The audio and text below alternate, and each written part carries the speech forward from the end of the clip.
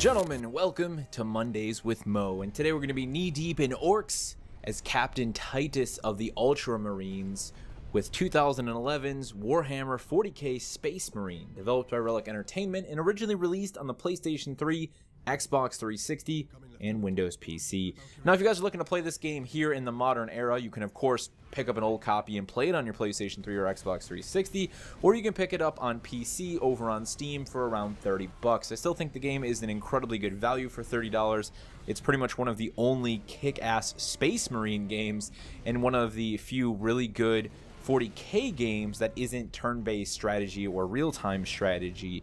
It runs really well in the modern era. It's really not that old of a game. Crank it up to 4K super sampled and you got yourself a pretty crisp looking experience. It was never the most beautiful of games, but I think it does a great job of just giving us a really stunning and I guess you could say powerful representation of the Space Marines, their armor, the orcs, and a lot of the bits and pieces that make up the aesthetic design decisions in the 40k universe.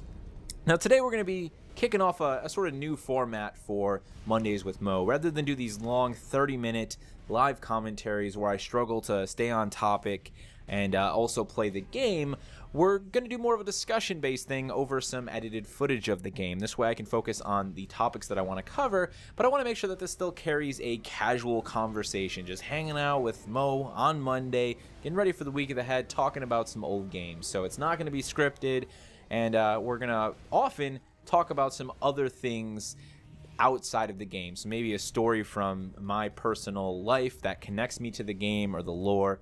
And honestly, this is the perfect game to start doing that with, because before we actually get into Warhammer 40k Space Marine as a game, we'll talk a little bit about what I think about it today, how it's held up, and of course the future of that franchise. I want to talk about my personal connection, my personal original introduction into 40k. I am not some diehard 40k fan. I don't know all the lore. I know very little. I've always been extremely attracted to the aesthetic of the universe of 40k. I think it doesn't take much to look at 40k to look at the characters, the design, just the things that make it what it is, to quickly understand how breathtaking it is as a sci-fi universe. I really have always been in love with just everything 40k from a visual perspective, and the few things I've learned about the lore over the years have definitely pulled me in even deeper. But unfortunately, I've never really had any one piece of media that has helped me genuinely dive deep into the 40k lore. One of the biggest issues, of course, when it comes to the media that I commonly consume, video games, is that there simply aren't that many video games for 40k, at least not that many good ones, and the ones that are there don't really do a particularly good job of explaining the lore, mostly because that's not their job. They're video games, right? They're not there to just tell you about all of the lore, and that would really be next to impossible considering just how much lore and how much depth there is to the 40k universe. I mean, the belief systems, the different chapters of the Space Marines, the factions, it's seemingly never ending. One game could never explain everything there is to know. And in the case of Space Marine, we're pretty much focusing on the orcs, the Ultramarines, and the chaos. So that's really all you get there, right? And even then, it's not as if anyone's breaking down each and every piece of the lore and explaining everything to you. It's just kind of being presented to you. You're experiencing it firsthand. It's really up to you as an individual to then go out, look at the lore, find videos talking about the lore, and that's something I've really never done. So for me, 40k, Warhammer, Space Marines, all that goodness all started when I was a mere 13 years old. I had had a paper route for about a year at that point, an actual proper paper route that paid decent money at that time. I think anywhere from like $50 to $75 a week, maybe a little bit less, a little bit more than that. And my brother and our good friend who lived on the street from us, still one of my best friends, we all decided we were gonna go to the mall. So our parents drive us to the mall, and we always saw Games Workshop, right? They had a store in our local mall for the longest time. We're like, what is that place? And we see the miniatures in there. I had heard vaguely of Warhammer, but we also knew that there was a Lord of the Rings game being advertised there, and Lord of the Rings was just coming out, the first film in the trilogy.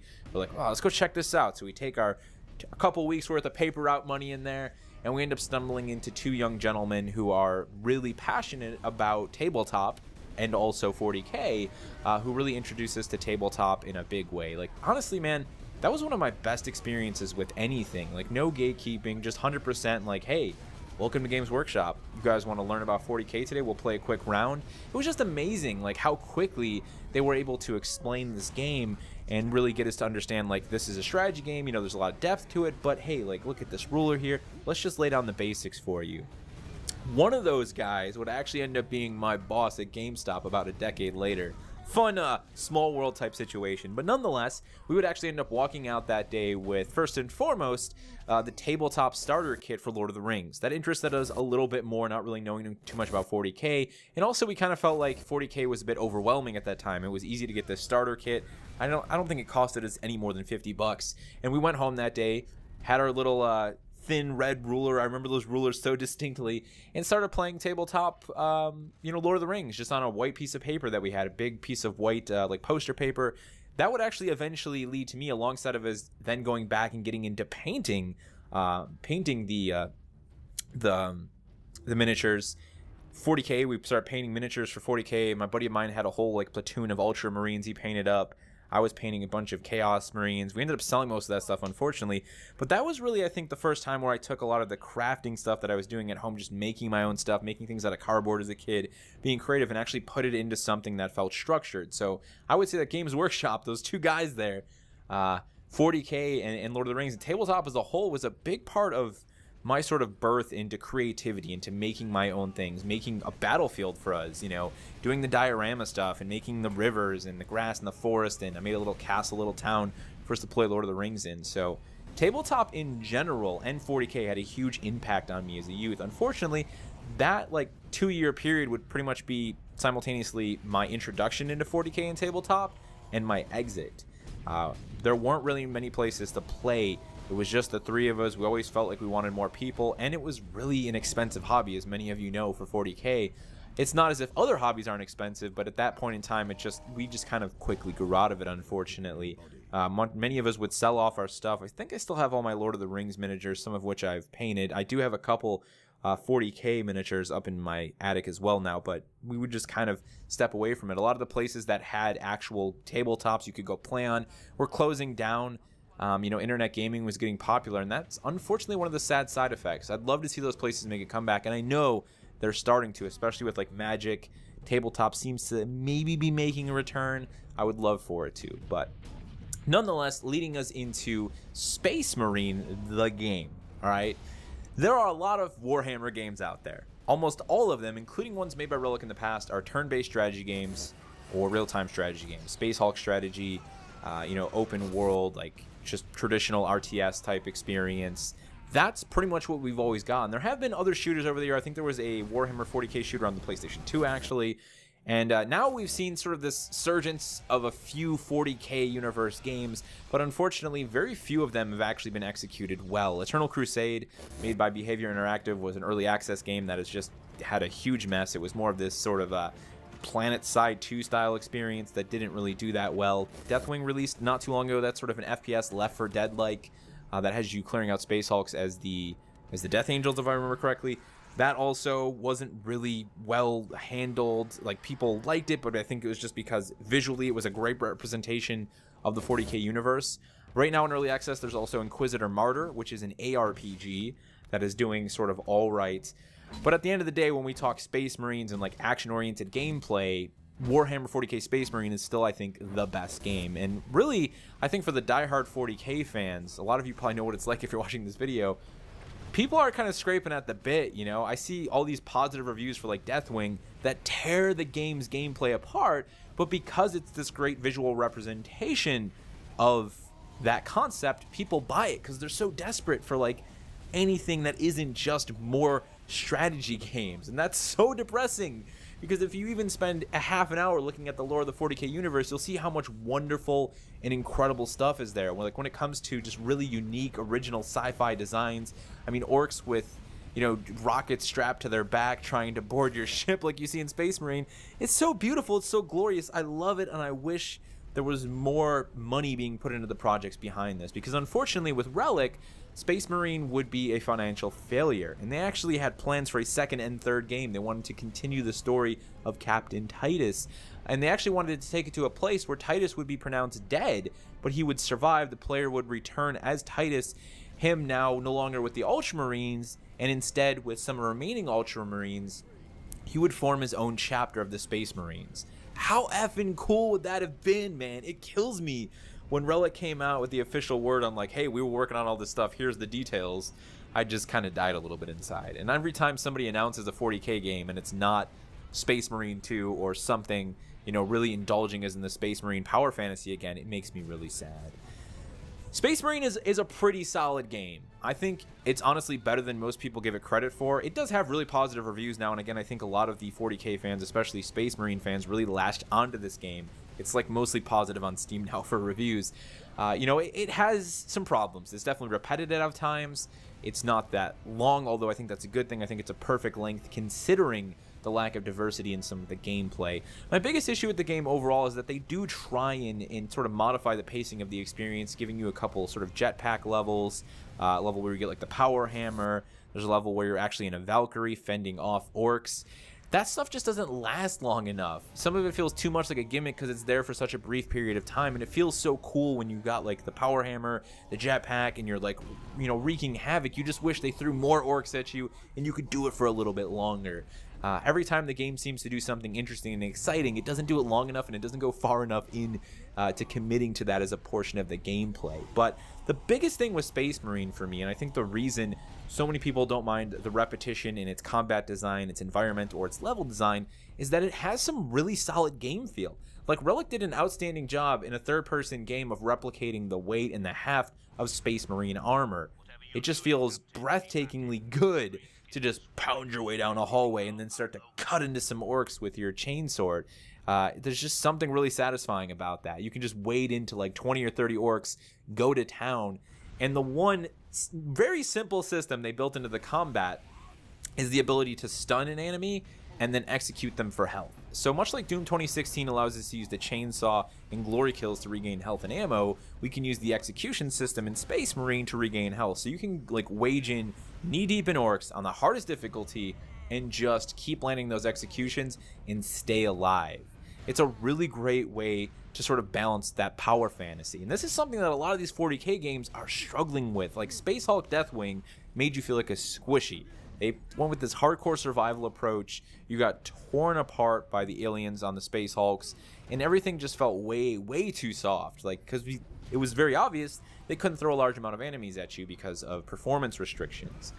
Some games, when it comes to power fantasies, tend to overdo it. They make the player feel pretty much indestructible because they are indestructible, and then the game feels dull and easy. I always felt like Relic did a really good job with Space Marine, especially on hard difficulty, and even on normal, but hard's probably the best example of this, where the player can feel indestructible.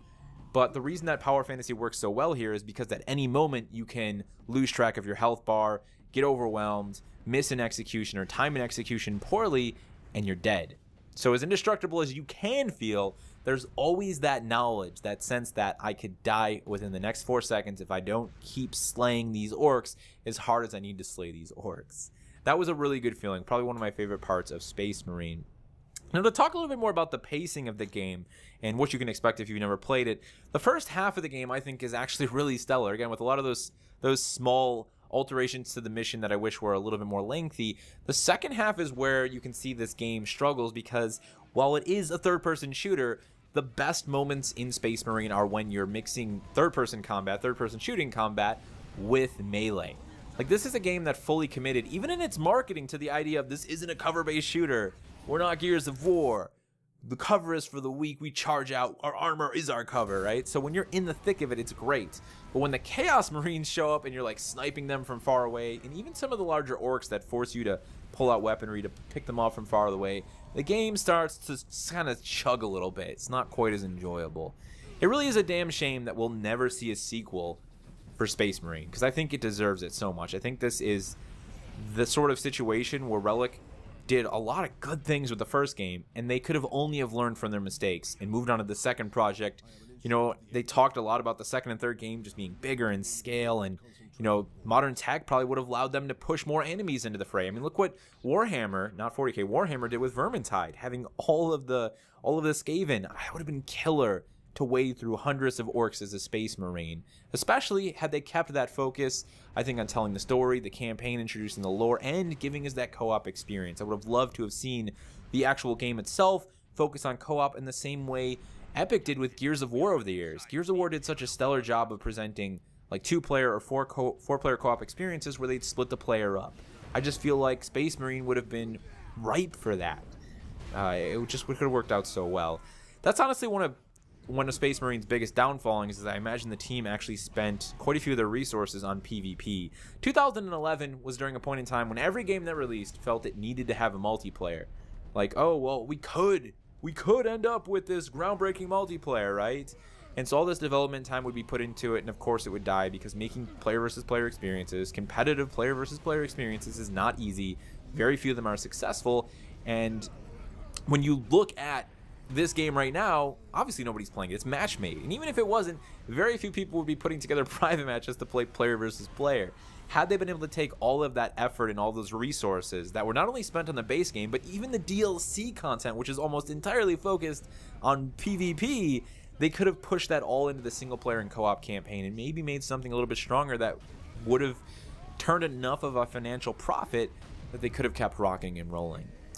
It's strange to me that we see so many of these strategy games under the 40K universe, right? Whether they be Space Hulk tabletop games or, again, more traditional RTS games, that sometimes are awful and they fail miserably in terms of receptance, but they keep making them.